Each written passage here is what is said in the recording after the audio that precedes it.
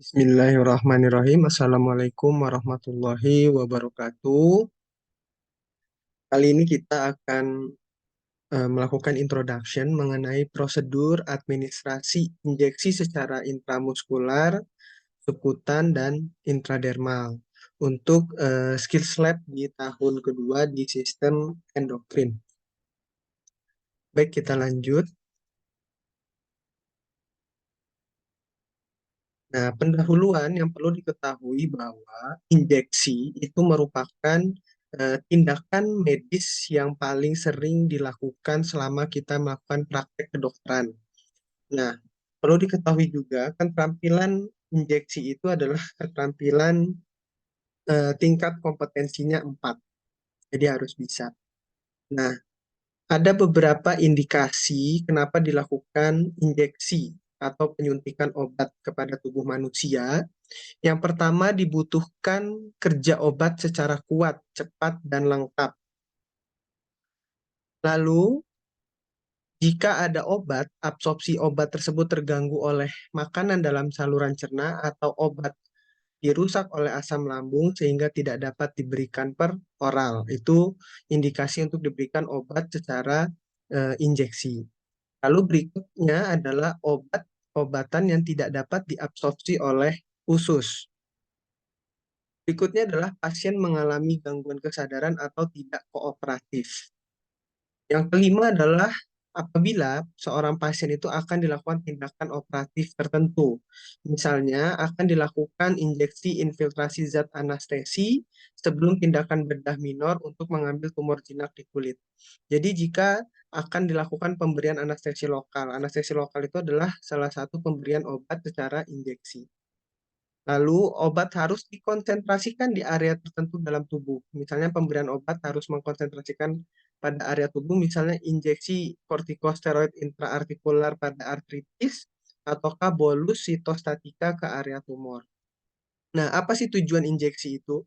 Bertujuan memasukkan obat ke dalam tubuh pasien. Intinya sama dengan jalur-jalur yang lain. Apakah itu jalur oral, ataupun sekarang yang akan kita bahas ini adalah jalur parenteral, yaitu terutama yaitu jalur untuk intramuskular, lalu subkutan, dan juga intradermal. Nah, kelemahannya apa sih pemberian obat secara injeksi? Dia lebih mahal. Terus ada rasa nyeri yang ditimbulkan. Sulit dilakukan oleh pasien sendiri.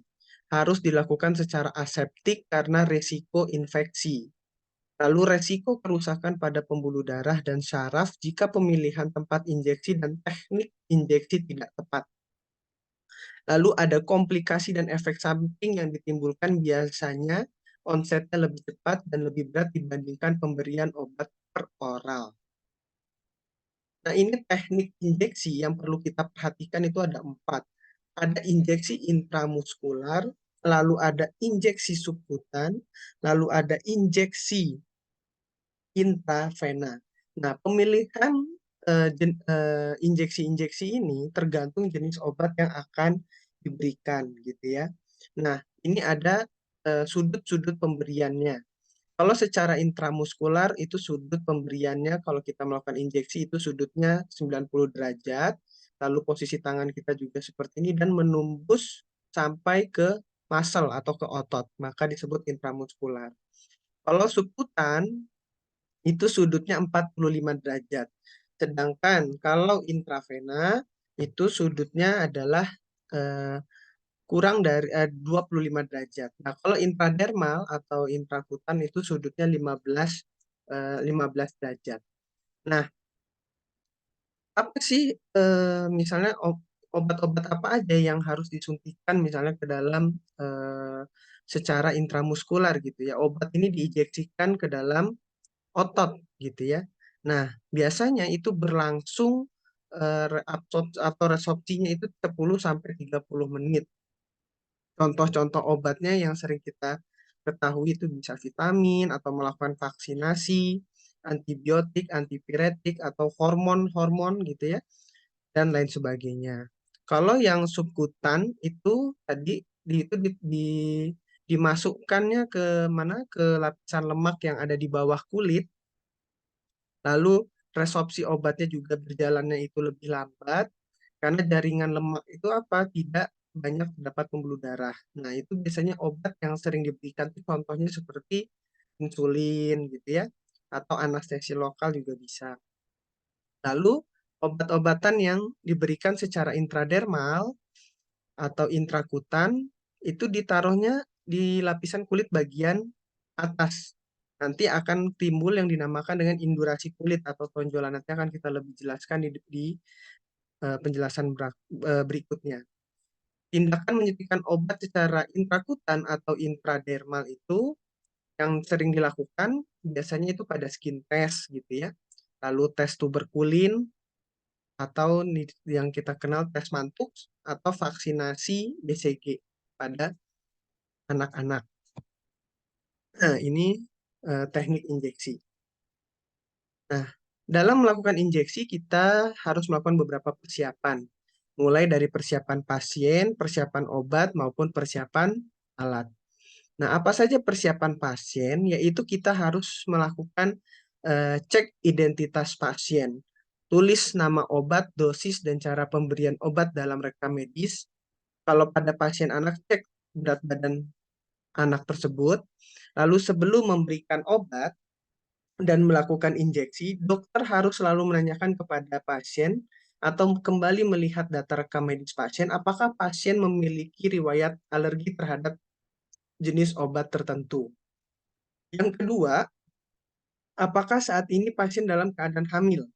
Karena beberapa jenis obat itu mempunyai efek teratogenik terhadap fetus, gitu ya, terhadap janin. Jadi harus hati-hati. Lalu berikutnya memberikan privasi kepada pasien. Bila injeksi dilakukan di paha atas atau pantat atau bokong, lakukan injeksi di dalam kamar pemeriksaan. Maka itu kita menjaga privasi dari pasien. Lalu jelaskan kepada pasien prosedur yang akan dilakukan untuk mengurangi rasa takut pasien, yaitu kita mengalihkan perhatian pasien. Selama injeksi, ajaklah pasien berbicara atau minta pasien untuk bernafas lebih dalam. Setelah persiapan pasien, berikutnya adalah kita melakukan persiapan obat. Cocokkan jenis, dosis, dan cara pemberian obat. Perhatikan kondisi fisik obat dan kontainernya. Perhatikan tanggal kadaluarsa obat gitu ya. Ada di kotaknya. Lalu persiapan alat. Apa yang disiapkan? Ada kapas dan alkohol 70%, sarung tangan, jarum, dan spat sterile disposable gitu ya. Nah, ini yang harus diketahui. Ini adalah jarum. Jarum yang ada di bagian dari spat atau split untuk kita memasukkan obat. Jarum itu ada di bagian ujung di mana yang harus kalian ketahui, ini ada bevel, lalu ada kanulanya, ada hubnya. Bevel itu adalah bagian yang lancipnya. Nah, setiap kita akan menyuntikkan obat, itu pastikan bevel menghadap ke atas. Itu bagian yang tajamnya dari jarum. Nah, berikutnya adalah kanula. Itu adalah batangnya jarum. Lalu ada hub. Itu adalah bagian jarum yang berhubungan dengan spit nanti, dengan spet. Nah, ini ada ukuran-ukuran daripada jarum gitu ya. Perlu kalian ketahui kalau kita memasukkan sesuatu yang berlawanan dengan fungsi tubuh normal atau fisiologi tubuh secara normal atau jalurnya secara normal, di mana di situ kalau angkanya semakin besar, maka diameternya akan semakin kecil. Gitu ya. Angkanya semakin besar, maka ukurannya makin kecil. Kita bisa lihat di sini. Misalnya ada ukuran jarum dari nomor 22 sampai 27, ini makin kecil ukuran jarumnya. Nomor 18 malah besar ukuran jarumnya.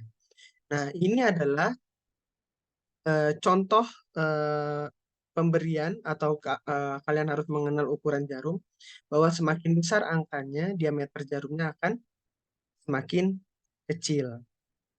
Gitu. Kenapa seperti itu? Karena jarum yang berukuran kecil ini biasanya itu untuk obat-obatan yang encer atau cair.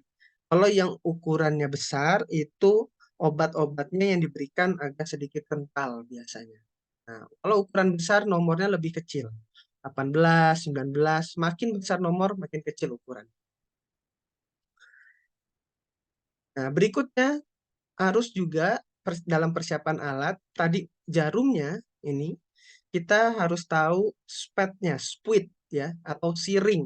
Nah, ini siring. Di sini tadi ini jarum. Biasanya satu siring ini ada protective covernya, ada penutupnya. Ini tadi hub, ada juga needle adapternya.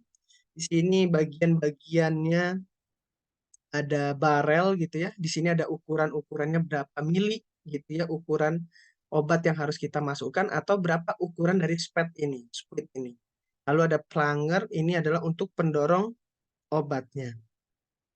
Mendorong obat biar masuk ke dalam tubuh. Nah, ini contohnya ada spet yang 1 cc gitu ya. Ada spet 3 cc, ada spet 10 cc, ada 30 cc gitu ya. Nah, ini macam-macam ukurannya. Nah, saatnya adalah persiapan pemberian obat atau planning kita. Di mana saat kita akan memberikan obat, yang pertama adalah mencuci tangan dan menggunakan sarung tangan, lalu tentukan ukuran jarum yang digunakan, lalu kumpulkan semua peralatan dan obat dalam satu tray, dalam satu tempat gitu, untuk yang akan diberikan kepada pasien. Nah, berikutnya adalah obat yang akan kita berikan kepada pasien melalui cara suntikan itu, sediaannya ada dua ya, adik-adik sekalian. Pertama adalah obat dalam bentukan vial. Yang kedua adalah bentukan ampul. Nah, vial itu seperti ini, di mana dia ada yang bagian atasnya ini, botol kaca ini tertutup oleh logam penutup karet vial, atau ada juga yang plastik sekarang bentukannya. Nanti ketika sudah kalian buka, pertama, ketika kita akan untuk mengambil obat injeksi yang dari vial, itu buka dulu logam penutup karet vialnya. Nanti ketika sudah terbuka, akan ada area seperti ini. Nah, lalu nanti bersihkan karet vial ini dengan alkohol. Sudah dibersihkan, lalu nanti tusuk ini ya, tusuk jarum dengan bevelnya, yaitu bagian yang lancip dari jarum itu menghadap ke atas gitu ya. Nah, seperti ini posisinya. Sudah terbuka, bersihkan karet vial dengan alkohol, lalu tusuk bevelnya sambil bevel menghadap ke atas, si bagian lancipnya. Lalu sudah itu dilakukan aspirasi obat. Sudah diaspirasi, tarik, split, dan pastikan jumlah obat. Berikutnya adalah cabut dari dari vial tadi itu, gunanya untuk menghilangkan gelembung udara. Itu bagaimana caranya untuk menghilangkan gelembung udara? Mau nanti secara vial ataupun ampul, si spet itu kita harus pastikan tidak ada gelembung udaranya. Jadi pegang gitu ya. Tadi sudah dicabut dari vialnya, pegang seperti gambar ini. Si lubang jarumnya ini menghadap ke atas, lalu kita tarik pelangernya perlahan supaya cairan atau obat yang ada di dalam batang itu masuk ke dalam barel, lalu nanti kita ketuk-ketuk kalau ada gelembung gitu ya, supaya gelembungnya itu naik ke permukaan, diketuk-ketuk, lalu nanti didorong secara perlahan pelangernya supaya cairan obat naik hub, sampai ke hub jarum dan gelembung udara keluar dari lubang jarum. Nah, keluarkan sedikit gitu ya. Nanti setelah itu sudah ada dikeluarkan gelembung udara, obat siap disuntikan. Nah, ini adalah obat aspirasi obat dari vial. Nah, ini tips atau membuka dan mengambil obat dari vial gitu. Ini tergantung ya, kondisional. Tidak semua membukanya itu seperti ini gitu. Jadi misalnya kalian sudah menyiapkan spet, lalu nanti ini masih terlapisi logam. Nah, ini ada bagian untuk kita membukanya. Nanti bagian pelanger ini kita dorong, nanti akan membuka karetnya dari si vial tersebut. Lalu bagaimana cara mengambil obatnya?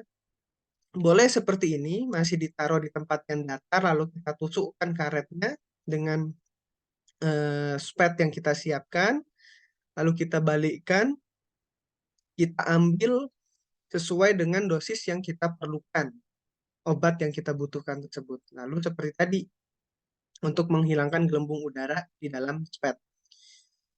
Cara membuka di atas ini kondisional ya. Kalau misalnya kalian ingin menjaga sterilitas ya bisa juga. Kalau memiliki pinset, bagus pakai pinset gitu ya. Kalau tidak ada, misalnya kondisinya tidak memungkinkan dengan alat terbatas ya bisa seperti ini. Ini tips aja kalau di lapangan. Nah, sekarang adalah ampul.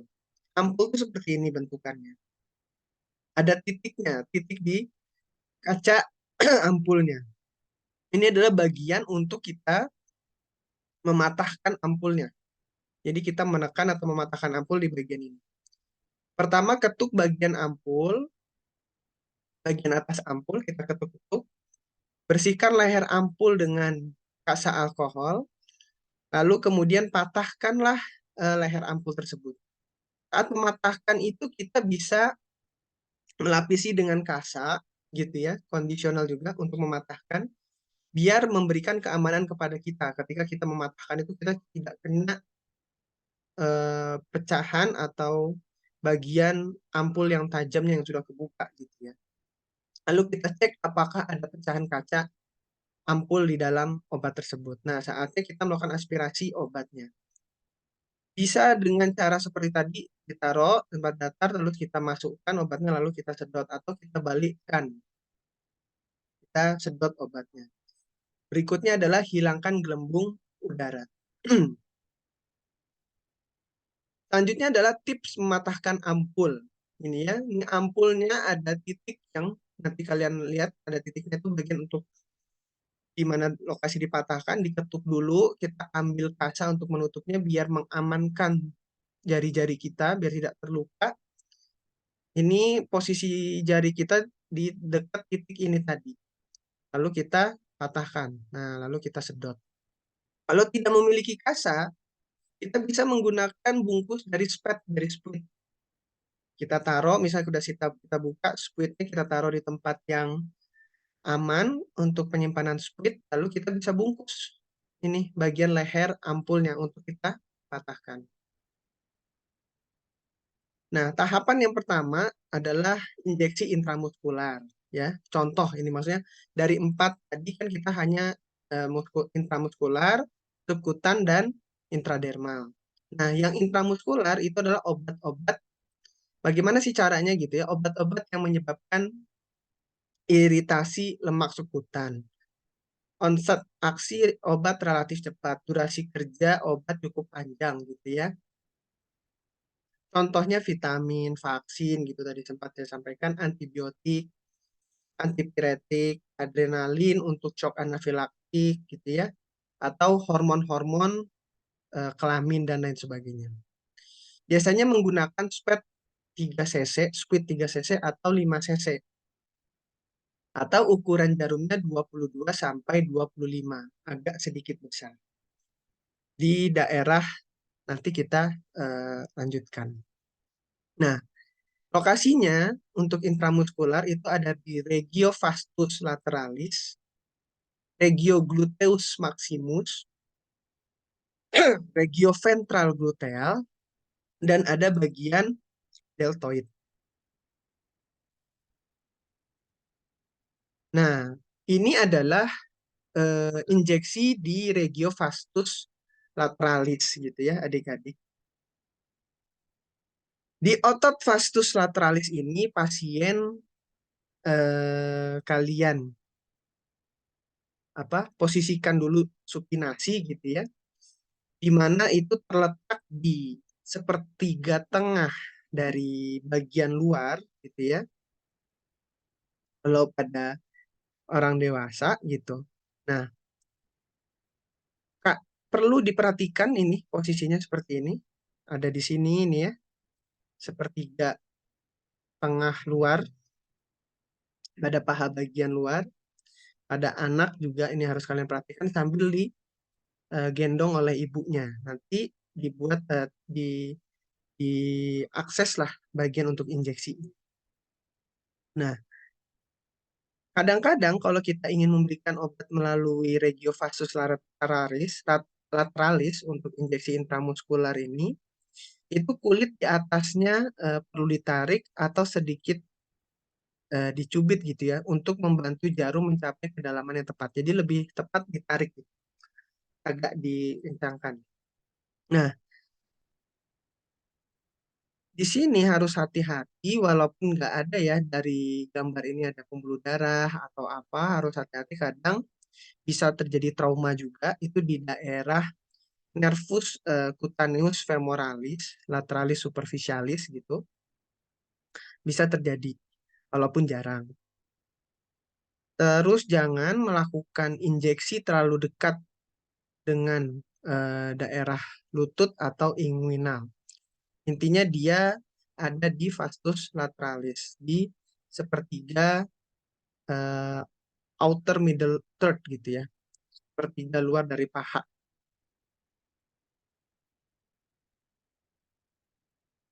Nah, untuk anak-anak lebih sering dilakukan pada bagian ini, di regio vastus lateralis. Kalau di bagian bokong atau gluteus maximus itu jarang dilakukan karena pada anak kecil atau bayi itu masih kecil ukurannya dan itu beresiko terkena ke saraf ataupun pembuluh darah di daerah bokong. Terus juga obatnya juga tidak terlalu terabsorpsi dengan baik.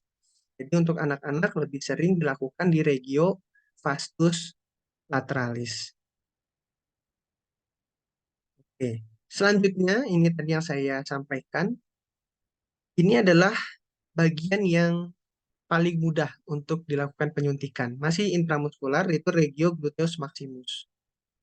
Nah, misalnya pasien dalam posisi telungkup gitu ya, ini ototnya lebih tebal. Ini harus diperhatikan, misalnya bagian bokong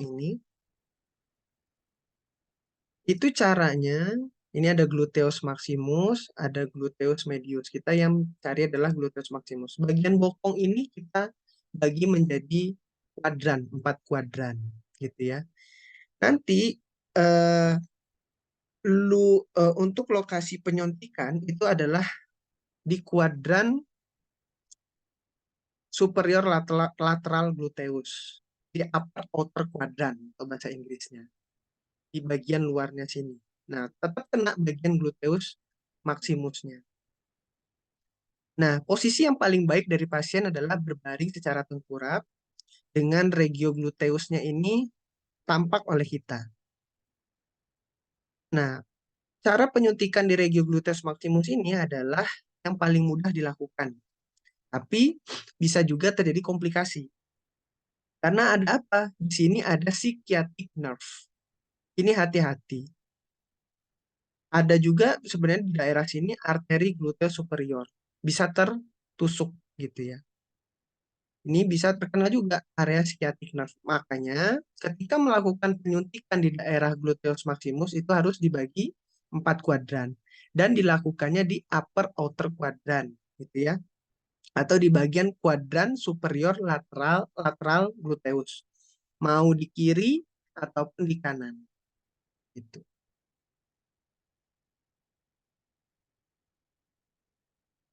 Berikutnya adalah regio ventral gluteal.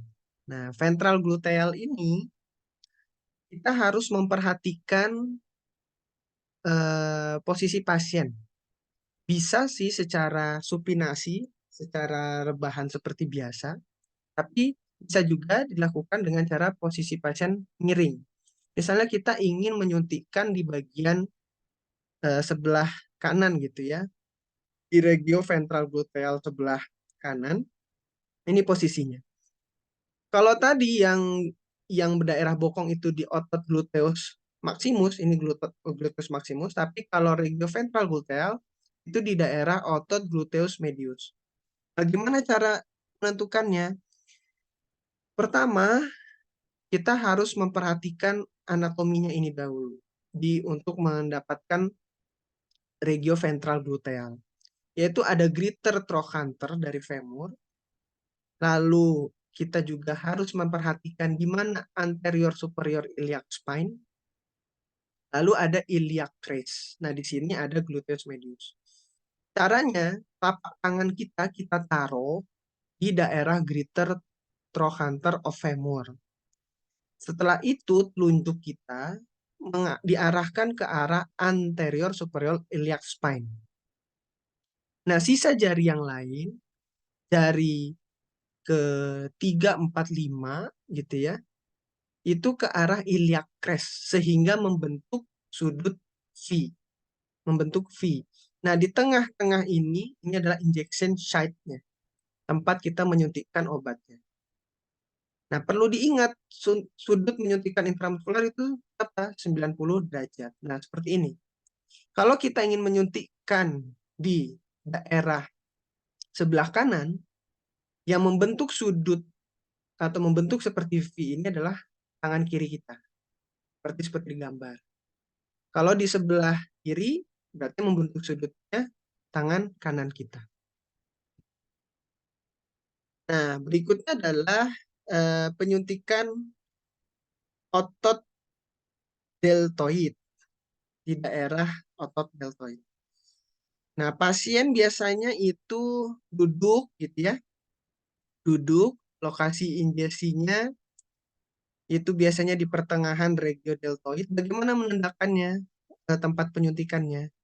Yaitu 3 jari di bawah sendi bahu. Jadi kita taruh kita cari sendi bahu, lalu kita taruh 3 jari. Nah, di bawah 3 jari kita itu adalah tempat penyuntikan di deltoid. Nah, biasanya kita tahu untuk apa aja, macam-macam ya, obat-obat biasa untuk intramuskular. Bisa dimasukkan itu batas maksimal sampai 2 mili. 2 mili.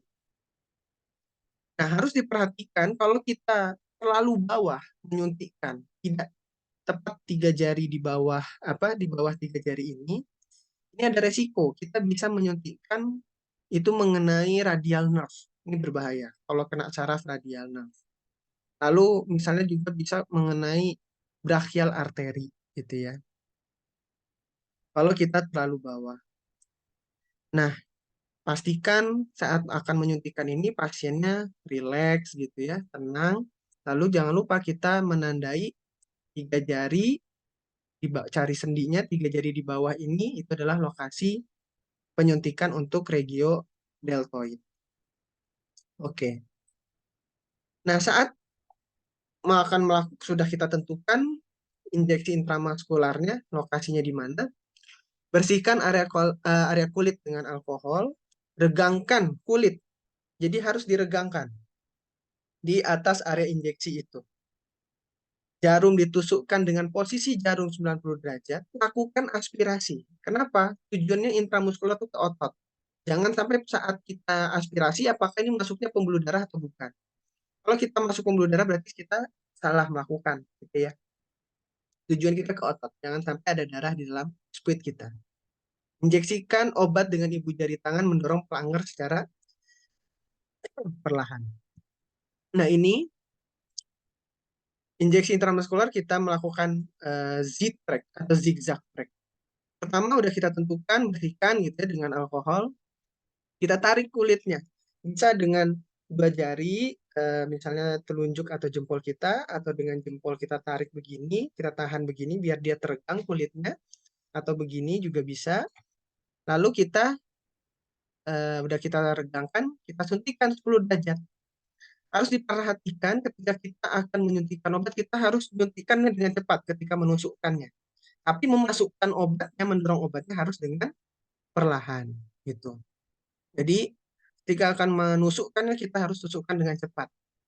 Masukkan obatnya secara perlahan. Ini masih kita tarik kalau kita traksi ke arah sini. Nah, kan nanti kita akan lepas pula dengan cara yang cepat seperti arah masuk yang sama tadi.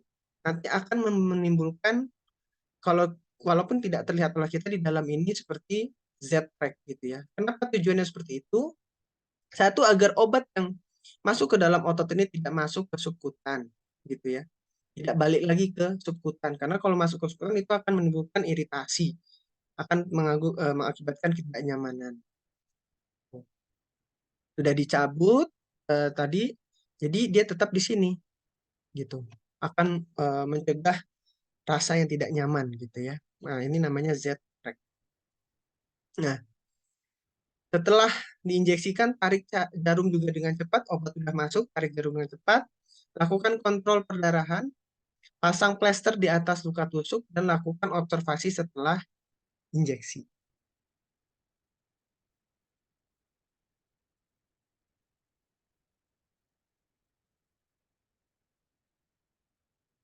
Nah, yang perlu diingat, tadi saya eh, harus memperhatikan kepada adik-adik sekalian, setiap kita melakukan penginjeksian obat, kita harus melakukan yang dinamakan aspirasi, gitu ya. Menginjeksikan obat itu karena obat yang seharusnya masuk ke dalam otot atau jaringan lemak subkutan itu dapat menjadi emboli berbahaya bila masuknya ke dalam pembuluh darah. Nah, juga harus kita pastikan semua obat yang kita injeksikan tuh di dalam spatnya harus habis. Harus habis, masuk ke dalam ototku, masukkan semuanya, tusukkan gitu ya, dalam gitu. Karena sisa obat yang ada di spat itu dapat menyebabkan iritasi gitu ya saat ditarik. Iritasinya di mana? Di subkutannya. Gitu. Kalau mau berikutnya adalah mau melakukan suntikan yang berulang, tempatnya jangan yang sama, harus tempat yang berbeda. Itu injeksi intramuskuler. Berikutnya adalah injeksi subkutan. Obat diinjeksi di bawah kulit, obat yang kecepatan absorpsinya lebih lambat dibanding IM. Di bawah kulit itu ada jaringan yang namanya kan subkutan. Nah, di sana kita suntikan. Dan efeknya yang ini bertahan lebih lama. Contohnya apa? Insulin. Menggunakan SPED 3 cc, ukurannya biasanya yang 25 gauss gitu ya. Agak lebih kecil lagi ukuran jarumnya. Ini lokasi injeksi subkutan, bisa di daerah deltoid gitu ya. Terus bisa di daerah paha juga, bisa di daerah abdomen sini, terus bisa daerah punggung, bisa disuntikan. Ini untuk subkutan. Kalau teman-teman atau adik-adik tahu pernah lihat pasien diabetes mellitus gitu ya melakukan penyuntikan insulin di daerah abdomen ataukah di daerah deltoid. Nah, ini lokasi-lokasi untuk subkutan. Bagaimana injeksi subkutan? Tadi sudutnya 45 derajat ya. Bersihkan area injeksi dengan alkohol. Lalu stabilkan area injeksi dengan cara apa? Mencubit. Jadi dicubit daerah yang akan diinjeksinya. Nah, bedanya dengan yang intramuskuler, kalau intramuskuler kan tadi ditarik. Kalau ini kita cubit, biar tepat masuk ke subkutan. Stabilkan area injeksi dengan mencubit kulit sekitarnya dengan ibu jari dan jari telunjuk tangan kiri. Hindari menyentuh tempat injeksi. Pegang split dengan ibu jari dan jari telunjuk kanan, bevel jarum menghadap ke atas. Nah, ini seperti ini ilustrasinya. Cubit, sudut 45 derajat, bevel menghadap ke atas. Ini ada obat di dalamnya, masukkan. Lalu nanti masukkan obat sampai habis, kita siapkan ada kasaknya ya. Lalu nanti yang bekas suntikan tadi kita tutup dengan kasak. Nah, berikutnya adalah injeksi intradermal. Obat disuntikan ke dalam lapisan atas kulit. Biasanya ini merupakan bagian dari prosedur diagnostik. Contohnya tes tuberkulin gitu ya, atau mantuk tes alergi, skin test, atau vaksinasi BCG. Spetnya spet ukuran berapa? Spet 1 cc. Ukuran jarumnya yang 27 gauss. Yang lebih kecil lagi ukuran jarum. Lokasi injeksinya area volar lengan. Nah, injeksi intradermal pasien duduk gitu ya. Dengan siku kanan misalnya fleksi, telapak tangan posisi supinasi, lalu nanti area injeksi di permukaan volar antebrachi. Sterilisasi dengan alkohol gitu ya, dibersihkan dengan alkohol. Lalu fiksasi kulit dengan ibu jari tangan kiri diregangkan gitu. kulit area injeksi, tahan sampai bevel jarum diinsersikan. Nah, sudutnya 15 derajat. Harus di bagian kulit ini. Nanti ada tahanan gitu ya. Nah, kalau udah ada tahanan sedikit kerasa gitu, itu berarti pas kita di intradermal. Kalau glosor atau floss gitu, wah masuknya ke subkutan.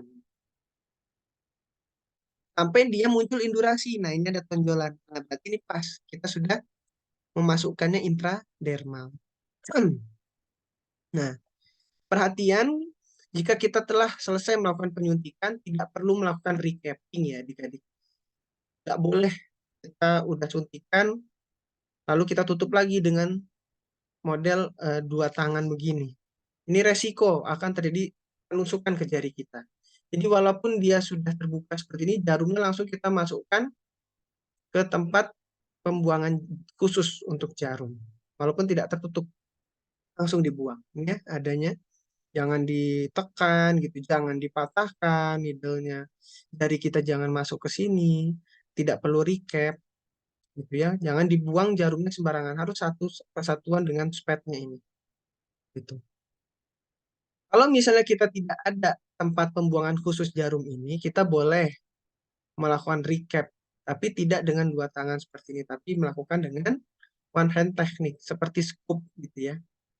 Nah, dengan satu tangan seperti ini. Lalu setelah kita selesai melakukan prosedur penyuntikan, kita lakukan evaluasi pemantauan 15 menit sampai 30 menit setelah prosedur injeksi. Lalu kita lakukan dokumentasi dari hari dan jam dilakukannya tindakan, jenis dan dosis obat, lokasi injeksi, respon pasien, dan nama dokter. Sekian itu yang dapat saya sampaikan. Saya ucapkan terima kasih. Bila taufik wadaya, Assalamualaikum warahmatullahi wabarakatuh.